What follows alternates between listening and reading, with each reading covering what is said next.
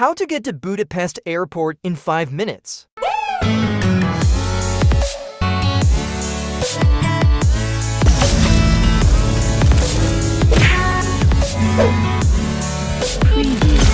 Yo guys, RB Jersey. So, tuturuan ko kayo paano sumakay papuntang Budapest Airport. Galing dito sa John Jos. So, bus station tayo. Ang pamasahe is 1,490. Download nyo guys tong app na to. So, para alam nyo yung pagsakay at pagbaba nyo. Bus tracker yan mga kaibigan. So, in 1 hour and 10 minutes na sa Budapest Station na tayo. Ito yung last stop kaya hindi kayo maliligaw. Dito talaga kayo bababa. So, tandaan nyo lang guys at sundan nyo tong video na to para alam nyo kung paano sumakay at pumunta sa airport ng Budapest. So, ito yung logo. So, bababa tayo dito guys kasi minsan yung bus pumapasok dito sa loob na to. Diyan sa Station Autobus, Palaud Bar. So, tandaan nyo lang to guys, tong logo na yan. Ayan, tandaan nyo maigi ha. Diyan na ang last stop kaya dito talaga ay bababa. So, fast forward natin, nabilisin natin ang lakad para mabilis tayo. Let's go! Pasko, pag-inig ng Pilipino. Bakbakin nyo lang to guys, diretso lang tayo at kanan para makapunta tayo sa metro, sasakayan ng metro papuntang Dekperens. So yun ang city center ng Budapest.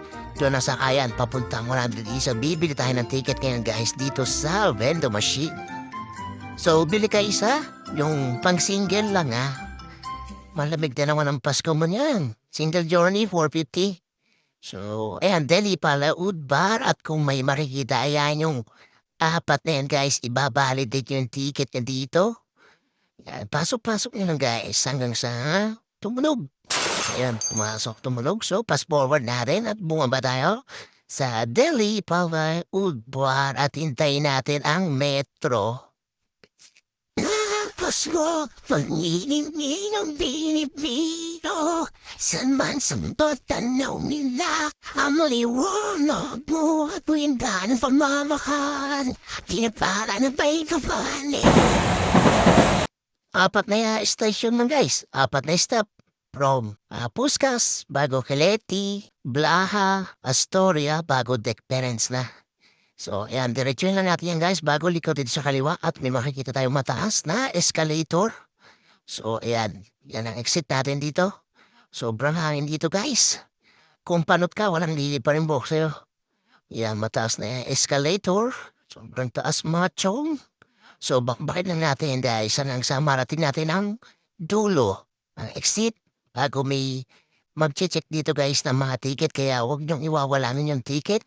Kailangan niya lagi nakabalidate para hindi kayo multa ng 12K. Mahal rin ang multa dito guys. So, yan. Hindi naman sinakimakan kasi alam naman nila eh.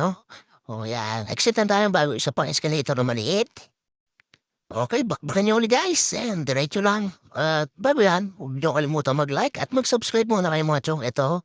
Yan, makikita niyo sa kanan may KFC. So, hindi tayo dyan guys. Hindi tayo dyan lalabas. Lalabas na natin dito sa kaliwa. Dito sa pintong yan. Ayan. Diyan tayo lalabas at makikita natin ang city center. Dekperens. So, ayan na. At bakbakin ulit natin. Fast forward.